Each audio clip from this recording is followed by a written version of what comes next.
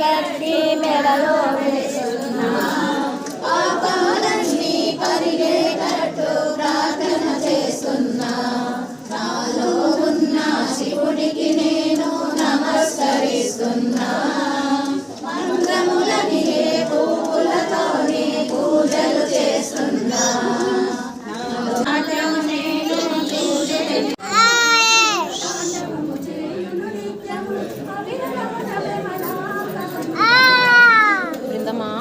సరే